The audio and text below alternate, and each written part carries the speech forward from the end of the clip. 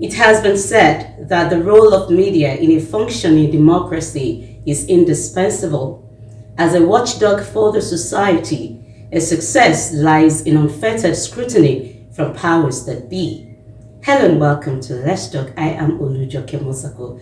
The topic before me is media role in engendering a free, fair, and credible election in Nigeria and perhaps the world over.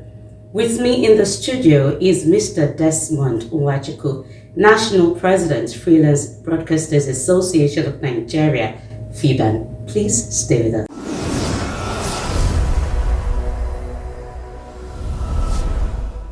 Thank you once again for coming on the show, and I'm glad to have you here. It's indeed a pleasure. So it's a pleasure to be with a long-time friend and colleague. Joke, it's a pleasure being with you again. Thank you so much for that, anyways. So, what is expected of media within electoral context? Precisely, what are the roles of media? Basically, the media is expected to play two fundamental roles in engendering democracy anywhere in the world. The first role is that as opinion molders, the media practitioners are expected to have to gather information about those who are aspiring to hold public offices, who want to take charge of different positions in the scheme of governance in any part of in any democracy.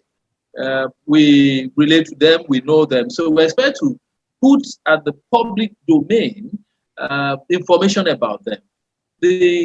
What is expected, the role that this is expected to play is to help, the public to be able to know who is what, who look at their background, their antecedents, what who they are, and then be able to assess and see whether indeed they have what it takes to hold such office. Put simply, that is expected to help the public have an informed decision. But I must say that that is in a society where vote counts. In a society, not in a society like ours, really, where people emerge or take up responsibilities only on the strength of who their godfather is and their financial muscle. But in a society where vote indeed counts, that is the first responsibility of the media, to help the people to take informed decision on the strength of who the people coming up to serve them, so to say. The second responsibility is that they will carry out the constitutional responsibility of being the watchdog of the society. Here, the media is expected to hold people holding public offices to account. We should be able to ask them questions where necessary and get the answers to the people. Will serve as the bridge between the governed and those in government, and so be able to keep the people informed of the activities of government. Looking at these two responsibilities, I want to zero down to Nigeria, where I practice, where I'm also privileged to be providing leadership for, broadcasters, especially those of us who are either independent or we are freelancing. So if I want to look at it here, I would say that we're far from being able to carry out our responsibility. In scrutinizing electoral process, would you say that the media is given a free hand to operate? The truth is that I would say categorically, no, we are not. We are strongly limited. In Nigeria, there's what I feel, I see it as a deliberate attempt. Media practitioners in Nigeria, I view our situation from the angle of a deliberate, impoverishment of media practitioners. So you don't have a choice than to comply, to do things at the whims and caprices of those who engage you. Let me give you an example. We had local government election in Lagos State, had local government election in Ogun State. Now, if you look at, I've got a number of my people who were on the street, they were on the road, monitoring the election and all of that. Now, most of these people had to go on the bill of the electoral body. What I mean is this: some of us didn't have the resources to go on all by ourselves. So the electoral body will provide you the vehicle and perhaps some stipend as allowance, and then take you along with them and you go out. It would take extra courage. It would take a very high degree of patriotism to be able to report the inadequacies of the electoral body. Why? Because directly or indirectly, you are already compromised. And then again, when you find, in some instances, some very daring, courageous, journalists who feel like we've got to go out, we've got to do what we have to do. Then, if you are not aligning with the powers that be, you also have security agencies to contend with. Our colleagues have been beaten up at different times. Some have been maimed at different times in the process of, reporting, or covering electoral processes in different parts of this country. Once you are not, state-sponsored, when I say state-sponsored, I'm looking at you aligning and doing the bidding of those who call the shots. Then you have a whole lot to do. So in answering your question, Joke, the fact, a very fair word too, is that we cannot have a free hand to cover election, in this part of the world. Before the election proper, in a sense society, you have media organizing debates, bringing people, those aspiring, to hold offices together so people could ask them questions and get to know whether or not they even have understanding of the responsibility of the office, the expectations of the people as regards the office they aspire to hold. How many people oblige? So the fact still remains that there are a whole lot of limitations, not only in carrying out our responsibility as regards election and electoral, issues and all of that, but in carrying out our responsibilities as a strength in the constitution of our country, as watchdog of society, as far as this country is concerned. So how do you think media will engender a free, fair and credible election in Nigeria if given the opportunity or the room to? I think a whole lot will have to be done. The first is that those in government should respect our laws. We're told that there is, we're told, and I say that emphatically, that we now have what we call FY law in Nigeria. The question is, how many states and how many states here have actually domesticated it? And then you'll be told that except such laws are domesticated, you cannot be, effective, in states where they are yet to domesticate it. So you have to understand that first, it will require those in government to allow the media to take away the restrictions, the bullying, the harassment, and all of that for us to be able to do our job. Media practitioners are very conversant with what is expected of them. I just told you, there is no professional journalist anywhere in Nigeria that does not know that these two roles are fundamental for us in the process of engendering democracy in Nigeria. We're all aware.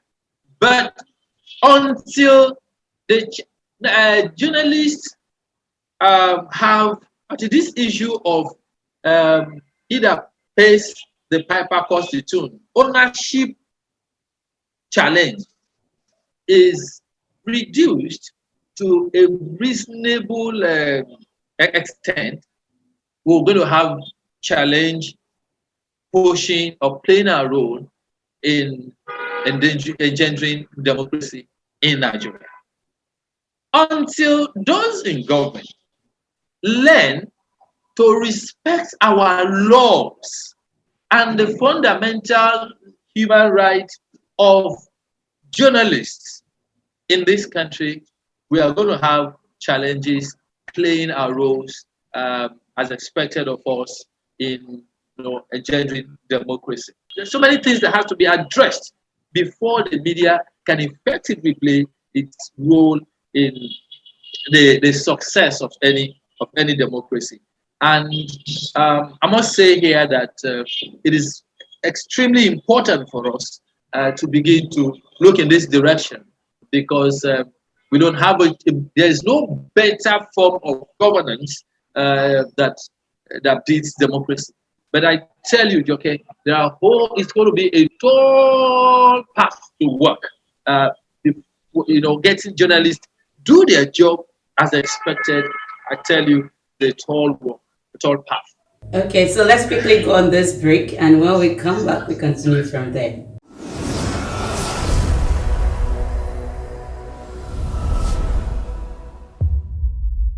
Hi everyone, my name is Essay, and I'm here to talk to you about Let's Talk. It's a show on DNT Walk, which is DNTWOK. It's a very inspiring show, very informative. You will learn a lot on this show. So I invite you to please join DNT Walk, like, subscribe, and share with everyone you know.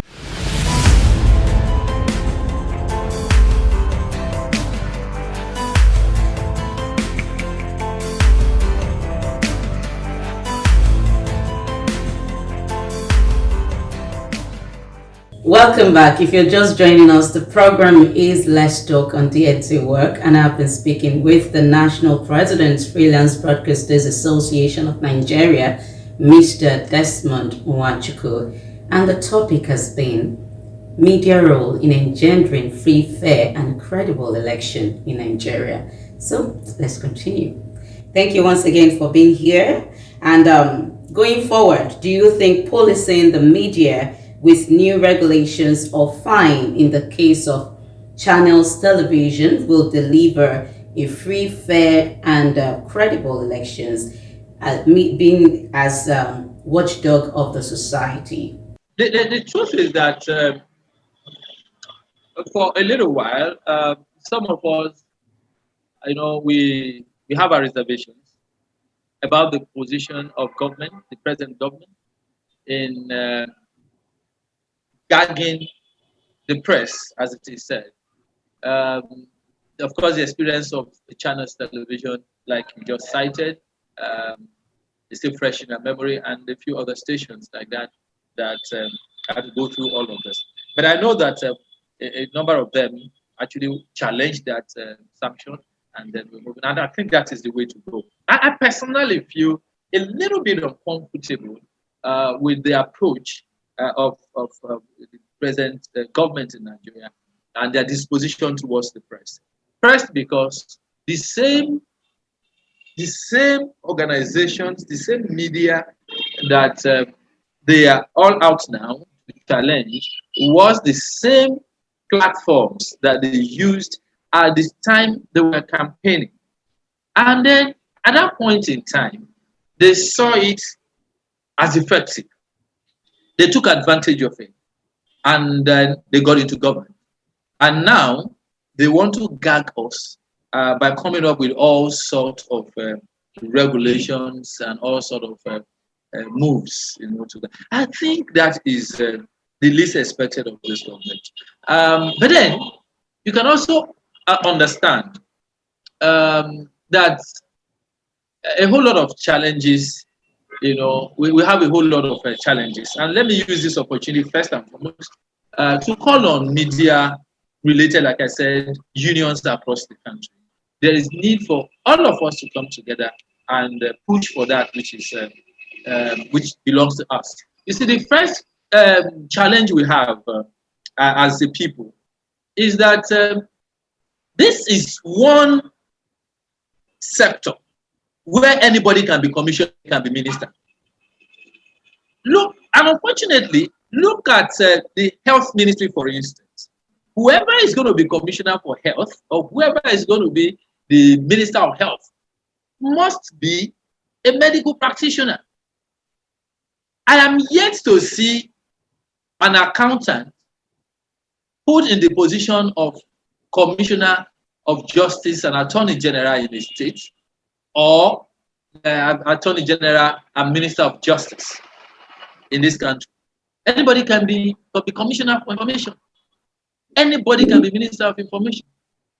When you look through the background of the commissioners of information across the 36 states of this country, the question will be, how many of them are journalists? How many of them are professional has background in the media? Until we begin to push for that which belongs to us and say, no, don't bring just anybody to head our own ministry, because we have the first estate of the realm. Until we're able to, when we achieve that, we'll know that, okay, whoever is there is one of us. And then if he's not speaking our language, if he's not pushing for our interest, if he's not doing that which is expected of him, then we can all go out and say, okay, you, like they say, you want to be an Omoale, like the Yorubas will say, and then we all know that, okay, he's the one, we know where to channel our thoughts. So I want to believe that when we start, first, by ensuring that we limit the number of quacks amongst us, and we come together, with the purpose of salvaging our industry and rescuing our industry, from the shackles of all sorts of interventions and all of that, and that we'll move on in unison towards fighting for the enforcement of all media-related, laws, and then push on to, wriggle out of this deliberate impoverishment of journalists in Nigeria, and from there to ensuring that for whatever it costs, we hold those in government to account. Until we do all of that, we're still going to have a whole lot of problems playing our constitutional roles in engendering democracy in Nigeria. But like I've always said, it is, if we can think it, it is possible. Okay, so if the media could be a go-to for or a campaign platform for this political people, why then can it not be allowed to actually disseminate information without being biased? Because there's a difference between, we know that we help them propagate their gospel even when they don't have the content. You write, I write. When we go for assignments like that, you see someone who does not even know how to put his words together, but you have to generate reports from whatever the person says in order for you to be able to present yourself, the person, in a fair state. But why would the media not be allowed to actually disseminate this information rightly? But if you actually say the right thing, the same people will come after you just because of what? For state-owned media, you said that in the beginning, you talked about state government-owned media apart from the private-owned media. As for you, you're a freelance journalist. You could actually have you could be free a little, but for those who are being paid, it's the case of he who pays the piper dictates his tune. How can these people also be able to deliver truth as it is? Let me start with the second one. The second one has to do with you started example of some of us who are independent content providers and all of that. You see, it's also going to the ownership, syndrome is also going to affect us to a reasonable extent, especially those who are up and coming. When you get to a stage in this industry where you've made a name for yourself, I think that commands a degree of respect and gets, media owners and media managers to, also extend some degree of regards for you. But when you are not, when you're up and coming, you have a lot of challenges. I'll give you an instance. I was on the radio in Abeokuta, and then I was doing a review of the local government election from the opposition perspective. The young man that was on the console, at some point in time, signaled that I launch a break. I did. He played up some music and I asked him why. And he said, no, he has to speak with his head of programs or he has to seek clearance of the head of programs before we can proceed. You can imagine my state, my reaction. I was very angry. I said, look, what the hell? Freelance and independent content providers has a whole lot to contend with. Because yes, you are an independent content provider. You can't play your show on your palms. You still need to go to one radio or one television station to do what you have to do. So the ownership syndrome also has its own effect on our operations. The only area where we seem to have opportunity an edge over those who are full-time staff of any organization is the fact that yes, we can, if you have limitation on station A, you can go to station B and push what you have. If the content I have at a given time is not going to be favorable to the government of the day, I'll have to look for a station that can accommodate it. Whether one is a freelance broadcaster or an independent content provider or a staff of a station, for us to be able to operate as expected of us in this part of the world, I think it is important that all of us come together and operate as one and fight in unison for our right. Now, on the first question, see, during the electionary period that you referred to, every of the thing that you do there is perceived as commercial. Every of it. When the station comes to cover political rallies and all of that, they are paid to do it in most instances. So these people will take it that, look, I have paid you for your job. You are to deliver. So all of the things that you write in promoting them or say, oh, this man promised to do this, he has done it before, he said he's going to do all of those things that we write or broadcast. To them, it's commercial. And they believe that they have paid for it, especially where in the real sense of it, they paid. When they now get into government, the first way they perceive you wanting to do your job as professionally as possible is that first they say, what does it mean? This guy has benefited from us before. This guy, we've given this guy money before. So why will he be the one to come and attack us? They see it as an attack. So that's the first one. Then the second one will be like, look, what the hell? He should not be doing this. They should be, running after us, especially when the person has actually favored you at some point or the other. So I think basically that's the difference. No matter the kind of freedom you have, if you don't have financial independence, financial freedom, it amounts to nothing.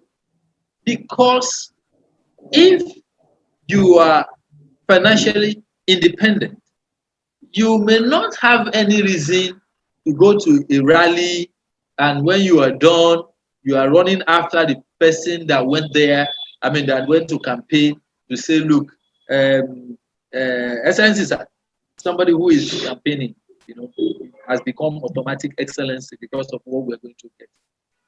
So these are some of the things that ridicule us, that made these people not take us serious. I must tell you, I've interacted with quite a number of politicians at different strata in this country, and they don't. I can tell you that one thing I found out is that not too many of them has respect for media practitioners in Nigeria. Not many of them, and this can be attributed to the way and manner we run after them for one favor or another, for one stipend or another, and all of that. So that's the reason they accept us during their electionary period, and they come after us, when they get into office.